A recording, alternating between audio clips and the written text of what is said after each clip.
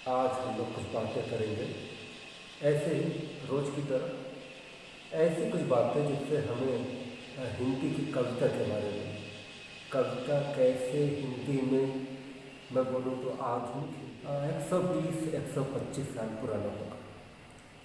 1857 के रिवोल्ट के बाद हिंदी कविता में भी जैसे पूरी सोसाइटी में, समाज में चेंज आ रहा था, उसी तरह से हिंदी कविता में भी चेंज आया, परिवर्तन आया।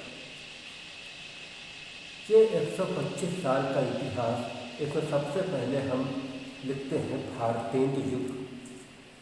भारतेंदु युग जिसमें एक तरह का रिनेस, पुनर्जागरण, रीअवेकनिंग, ऐसी कविताएं लिखी गई। इसी के एक्सटेंशन में, भारतेंदु युग के एक्सटेंशन में दूसरा युग आता है द्विवेदी युग। द्विवेदी युग में पहली बार भाषा के व्याकरण पर, भाषा के परिमार्जन पर, भाषा के इम्प्रोवाइजेशन पर, इन सब बातों पर महत्व दिया गया और इसलिए इसे हम द्विवेदी युग कहते हैं। द्विवेदी युग के बाद आधुनिक हिंदी में जिसे हम स्वर्ण युग कहते हैं, the golden era, the best time, वो समय है छायावाद। छायावाद में सूक्ष्म का चित्रण हुआ। छायावाद में एक ऐसे संसार का, एक ऐसी दुनिया का चित्रण होता है और इस तरह से होता है कि वो अब हमारी कविता में एक अलग ही, एक लोक में, एक अलग ही संसार में स्थापित हो जाता है। छायावाद के बारे में थोड़ा फिर कभी, अभी आपको खाली ये याद रखना चाहिए कि भारतेंदु युग, द्विवेदी युग, छायावाद, और छायावाद के बाद प्रगतिवाद, दैट इज प्रोग्रेसिव पोएट्री, प्रगतिवाद के बाद प्रयोगवाद, दैट इज एक्सपेरिमेंटल पोएट्री, और उसके बाद आती है नई कविता, न्यू पोएट्री। ये इतिहास 1960 तक का है और इसके बाद में ये सारे ही वाद प्रतिवाद आपस में मिलकर एक कविता बनाते हैं, जनवादी कविता, जनता की कविता, साधारण लोगों की कविता। लेकिन आज जो मैं आपको एक कविता बताने जा रहा हूँ वो छायावाद की है। और अगर मैं छायावाद पे बोलूँगा तो ये पूरा क्लास छायावाद का हो जाएगा। छायावाद अपने आप में इतना बड़ा है, तो हम छायावाद को छोड़कर सबसे पहले इस कवि के बारे में बोलेंगे, बातें करेंगे। क्या बोलो जब इस कवि की बात करता हूँ ना, तो मुझे खुद अपने आप में एक तरह का एक रोमांच आ जाता है। हिंदी के जीनियस कवि, हिंदी के महान कवि, हिंदी के महाप्राण कवि सूर्यकांत त्रिपाठी निराला, हिंदी के ही नहीं, भारत की भाषाओं के ही नहीं, विश्व के अन्यतम महानतम कवियों में एक है। निराला का जीवन अपने आप में ट्रेजेडी।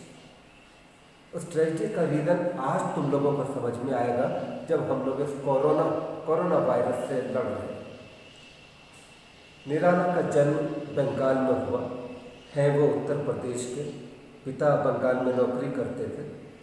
निराला को पहले हिंदी नहीं आती थी, बांग्ला भाषा और रविन्द्रनाथ टैगोर उनको बहुत पसंद थे। छोटी आयु में उनका विवाह हुआ। उत्तर प्रदेश से ही एक लड़की आई, मनोहरा देवी। निराला अपनी पत्नी को स्वयं से भी बढ़कर प्यार करने वाले पति थे और ऐसे समय पर ट्रेजेडी, आज तुम उस ट्रेजेडी से रिलेट कर सकते हो, समझ सकते हो। जैसे आज हमारे यहाँ कोरोना है, कोविड है, ऐसे ही 100 वर्ष पहले एक भारत में ऐसा ही रोग आया था, स्पेनिश फ्लू, उसका नाम था स्पेनिश फ्लू। उस समय मेडिकल रिसोर्सेज बहुत कम थे और निराला के सामने उनकी पिता, उनके चाचा, उनके घर में एक मृत्यु, दूसरी मृत्यु, तीसरी मृत्यु, चौथे मृत्यु और अंत में अपनी प्रिय पत्नी मनोहरा देवी की मृत्यु देह निराला को देख ली। एक छोटा बेटा, एक बेटी, उनको निराला ने अपनी पत्नी के घर में रखा। पहले तो सोचा संन्यास ले ले। पत्नी को बहुत प्यार करते थे और पत्नी का हमेशा मन था कि निराला हिंदी पढ़े, इसलिए उन्होंने हिंदी पढ़नी शुरू की। हिंदी पढ़ी, सीखी, हिंदी में लिखना शुरू किया। उनकी पहली कविता का नाम है जूही की कली।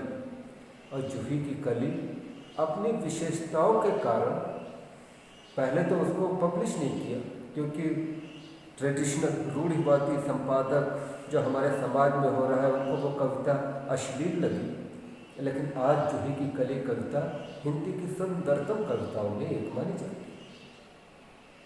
हम जिस कविता की बात कर रहे हैं, निराला की इस कविता का जागो फिर एक बार फिर से जग जाओ, एक बार फिर से जग जाओ। किसके लिए निराला ये कह रहे हैं? सोए हुए देश के लिए, विदेशी परतंत्रता में मुरझा रही देश की आत्मा के लिए। तुमको ये कविता वैसे भी पढ़ोगे, मैं एक बार इस कविता का पाठ करूँगा तुम्हारे सामने और एक पंक्ति का अर्थ हिंदी, थोड़ी इंग्लिश, थोड़ी मलयालम में समझाने की कोशिश करूँगा। जागो फिर एक बार। प्रेमिका अपने प्रिय से कह रही है कि हे सोए हुए मेरे पति, जग जाओ, जग जाओ। वह कहती है, प्यारे जगाते हुए हारे सब तारे तुम्हें, ये सारे नक्षत्र, ये सारे स्टार्स तुम्हें जगाने का प्रयत्न करते करते, तुम्हें फिर से उठाने का प्रयत्न करते करते हार गए हैं, अस्त हो गए हैं। और अरुण पंख तरुण किरण खड़ी खोलती है द्वार। सामने एक तरुण किरण है, सूर्य की किरण है, द्वार खुल रहे हैं। इसलिए जागो, एक बार फिर से जग जाओ। तुम्हारी आंखें भरमर के समान मधु में फंस गई, उनके पंख बंद हो गए हैं। या तो वह मौन होकर मधु पी रही हैं, या कमल के अंदर सो गई हैं, उनका गुंजार बंद हो रहा है। इसलिए हे मेरे प्रिय, जग जाओ। कवि कहता है कि शाम होती है, सूर्य ढल जाता है, चंद्रमा की चांदनी रात में रजनीगंधा, निशागंधी जगने लगती है। उधर चकोर अपने प्रिय चंद्रमा को देख रहा है, इधर कलियों में यौवन का भार आया है और अपने यौवन के भार से वह झुक सी गई। सब तरफ पपीहा पक्षी, प्रिय कहाँ, प्रिय कहाँ, हे प्रिय तुम कहाँ, ऐसा बोल रहा है। शैया पर, बिस्तर पर, बेड पर एक विरह से जलती वधू बैठी, अकेली बैठी है, प्रिय नहीं है, प्रिय सो रहा है। वो अपनी पुरानी बातों को याद कर रही है, अतीत की बातों को याद कर रही है और अपनी सुंदर आंखें बंद करती है तो आंखों से आंसू नीचे गिर पड़ते हैं। कवि कहता है, इसलिए हे प्रिय जग जाओ। कवि या प्रेमिका अपने प्रिय का आह्वान करते हुए कहती है कि हे मेरे प्रिय, जैसे हवा आंसुओं को पोंछती है, वैसे आओ और मेरे आंसुओं को पोंछ लो। मेरी बाहें शिथिल हो गई हैं, आओ मेरी बाहों में एक आवेश भर दो। आओ, मेरा हृदय व्याकुल है, मेरे शरीर से वस्त्र हटा दो, मेरे बदन से remove all the clothes from my body and let happiness spread between us. हम तुम दोनों एक साथ रहें, एक साथ बैठें। मेरे बालों को खोल दो, बालों को मेरी पीठ पर फैला दो। हम लोग इतना आपस में मिलें कि मेरा तन तुम्हारा तन, मेरा मन तुम्हारा मन थक जाए। जैसे सुगंध हवा में लीन होती है, वैसे ही मैं तुम में मिल जाऊं। बुद्धि बुद्धि में मिल जाए, मन मन में मिल जाए, दो आत्माएं हैं हमारी, लेकिन हमें एक ही अनुभव हो। इसलिए हे मेरे प्रिय, जग जाओ, जग जाओ। प्रकृति बदलती है, दिन आता है, रात जाती है, महीने बीत जाते हैं, वर्ष बीत जाते हैं, हजारों वर्ष बीत गए। हे प्रिय, अब तुम जग जाओ, कैसे भी जग जाओ, जागो फिर एक बार।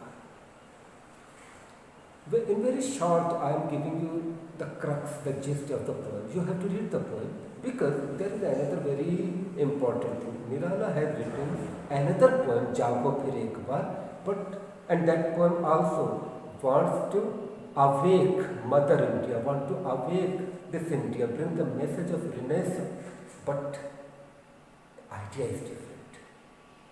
That poem, I just give you 4 lines. जागो फिर एक बार, जागो फिर एक बार, जागो फिर एक बार। सिंही की गोद से छीनता है रे शिशु कौन, मौन भी क्या वो रहती अजा, एक मेष माता ही रहती है। जन्म पर अभिशप्त अपने आंसू बहाती है, किंतु क्या योग्य जन जीता है। पश्चिम की उक्ति नहीं, गीता है, गीता है। योग्य जन जीता है, पश्चिम की उक्ति नहीं, गीता है, गीता है। स्मरण करो बार बार, जागो फिर एक बार, जागो फिर एक बार।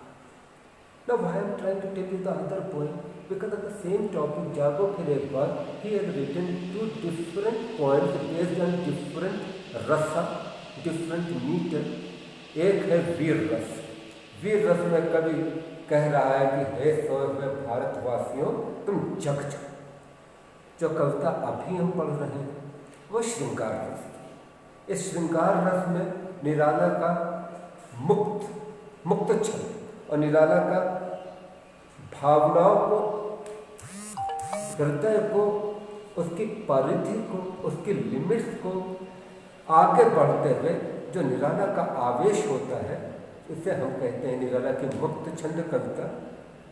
निराला सीधे कहेंगे, सहृदय समीर जैसे पोछो प्रिय नयन नीर, शयन शिथिल बाहें भर स्वप्निल आवेश में, आतुर उर वसन मुक्त कर दो, सब सुप्त सुखोन्माद हो, छूट छूट अलस फैल जाने दो पीठ पर, कल्पना से कोमल ऋजुपुत्र प्रसार कामी केश गुच्छ, तन मन थक जाए मृत सुरभ सी समीर में, बुद्धि बुद्धि में हो लीन, मन में मन जी जी में एक अनुभव बहता रहे, उभय आत्माओं में कब से मैं रही पुकार, जागो फिर एक बार। यहाँ पर क्या हो रहा है? श्रृंगार, श्रृंगार की कामना, प्रेम का कह रही है अपने सोए हुए प्रिय से कि वो जग जाए, एक बार बस एक बार जग जाए, उसको वसन मुक्त कर दो। वसन कपड़े मुक्त कर दो। कपड़े यहाँ पर क्या है? आज के कोरोना के दिन में हम सब लोग एक मास्क लगाते हैं। ओके, उस मास्क को छोड़ दो तो भी जब हम एक दूसरे से बात करते हैं तो हमारे चेहरे पर एक न एक मास्क होता है। यह प्रेम का कह रही है कि हम अपनी सारी वर्जनाओं से, इनहिबिशन से, अपने मास्क से, अपने आवरणों से, अपनी लेयर से, अपने वस्त्रों से हट जाए, हम लोग मिल जाए। हे मेरे प्रिय, जग जाओ। कविता लिखी गई थी 1923 में। उस समय अंग्रेज़ों का राज था। कवि सीधे नहीं कह सकता है कि ये अंग्रेज़ों को जाना है। कविता हमेशा व्यंजना में लिखी जाती है और इसीलिए निराला ने अपनी 2 कविताएं, जागो फिर एक बार भाग 1 श्रृंगार रस, जागो फिर एक बार भाग 2 वीर रस में सोए हुए भारत की आत्मा को जगाने का आह्वान किया।